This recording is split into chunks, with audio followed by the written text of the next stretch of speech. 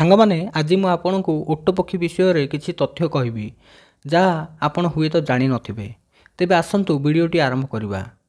ସାଙ୍ଗମାନେ ଗୋଟିଏ ଓଟ ପକ୍ଷୀ 9 ଫୁଟ ଉଚ୍ଚ ଏବଂ 350 କିଲୋଗ୍ରାମର ଓଜନ ହୋଇପାରେ। ଏହାର ଦୁଇଟି ଗୋଡ଼ ଏବଂ ଗୋଟିଏ ଲମ୍ବା ବେକ ଅଛି। ଏହାର ମୁଣ୍ଡ ଛୋଟ ଆଉ ଆଖି ବଡ଼ ଥାଏ। ସାଙ୍ଗମାନେ ଓଟ ପକ୍ଷୀକୁ ବିଶ୍ୱର ସବୁଠାରୁ ଦ୍ରୁତ ଗତିରେ ଦୌଡ଼ୁଥିବା ପକ୍ଷୀ ଭାବରେ ଜଣାଯାଏ। ଇଏ ଘଣ୍ଟା ପ୍ରତି 70 କିଲୋମିଟର ବେଗରେ ଦୌଡ଼ିପାରେ।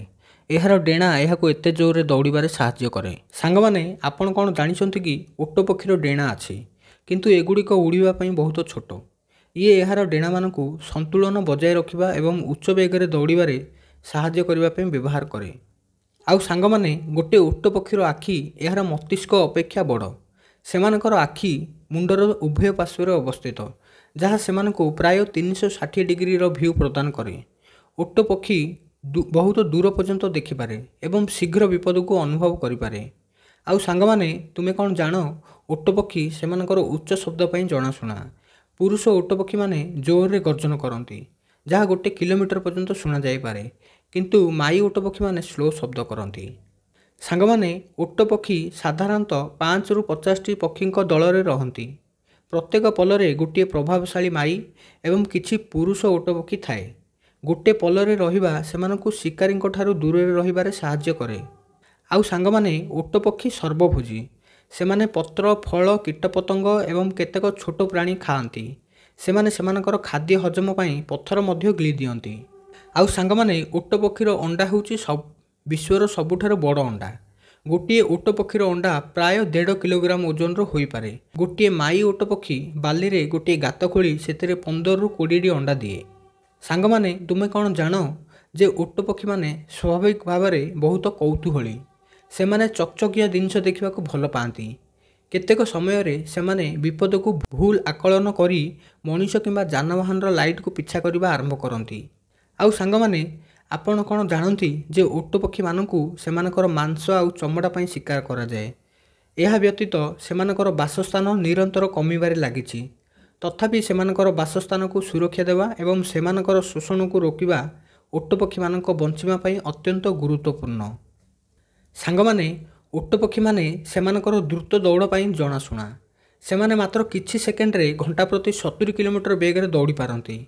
ବିପଦରୁ ରକ୍ଷା ପାଇବା ପାଇଁ ସେମାନେ ପ୍ରାୟତଃ ଜିଗ୍-ଜାଗ୍ ଢାଞ୍ଚାରେ ଦୌଡ଼ନ୍ତି, ଯାହାଫଳରେ ଶିକାରୀମାନେ ସେମାନଙ୍କୁ ଧରିବା ବହୁତ କଷ୍ଟକର ହୋଇପଡ଼େ। ଓଟ ପକ୍ଷୀମାନେ କେବଳ ଦୌଡ଼ ପାଇଁ ନୁହେଁ, ବରଂ ପ୍ରତିରକ୍ଷା ପାଇଁ ମଧ୍ୟ ସେମାନଙ୍କର ଶକ୍ତିଶାଳୀ ଗୋଡ଼ ବ୍ୟବହାର କରନ୍ତି।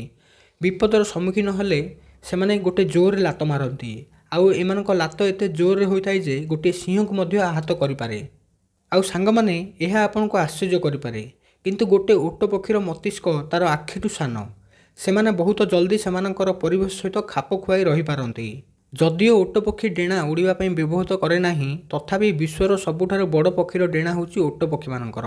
ଏମାନଙ୍କର ଡେଣାଗୁଡ଼ିକ ସେମାନଙ୍କ ଶରୀରର ତାପମାତ୍ରାକୁ ନିୟନ୍ତ୍ରଣ କରିବାରେ ମଧ୍ୟ ସାହାଯ୍ୟ କରେ।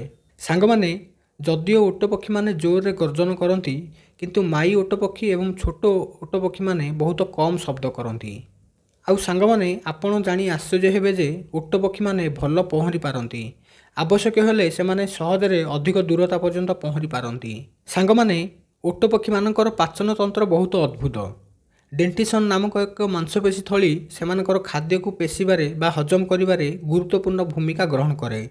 ଏହି ଥଳି ସେମାନଙ୍କ ଖାଦ୍ୟ ସହିତ ବାଲି, ପଥର ଅନ୍ୟାନ୍ୟ କଠିନ ପଦାର୍ଥକୁ ମଧ୍ୟ ହଜମ କରିବାରେ ସାହାଯ୍ୟ କରେ। ବନ୍ଧୁଗଣ, ଓଟ ପକ୍ଷୀମାନେ ସବୁଜ ଘାସଭୂମି ଆଉ ଖୋଲା ମରୁଭୂମି ଅଞ୍ଚଳକୁ ପସନ୍ଦ କରନ୍ତି। ଏହି ଅଞ୍ଚଳଗୁଡ଼ିକର ଜବରଦଖଲ ଏବଂ ଜଙ୍ଗଲ କ୍ଷୟ ସେମାନଙ୍କର ପ୍ରାକୃତିକ ବାସସ୍ଥାନକୁ କମ୍ କରୁଛି। କିଛି ଅଞ୍ଚଳରେ ଓଟ ପକ୍ଷୀ ଚାଷ ଏକ ଆୟର ଉତ୍ସ ପାଲଟିଛି।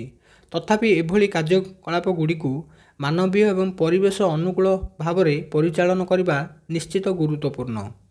ବନ୍ଧୁଗଣ, ଏହି ଭିଡ଼ିଓର ଜାନକାରୀ ଯଦି ପସନ୍ଦ ଆସିଛି, ଏପରି ସୂଚନା ପାଇଁ ଆମ ଚ୍ୟାନେଲକୁ ଅବଶ୍ୟ ସବସ୍କ୍ରାଇବ୍ କରନ୍ତୁ। ଧନ୍ୟବାଦ।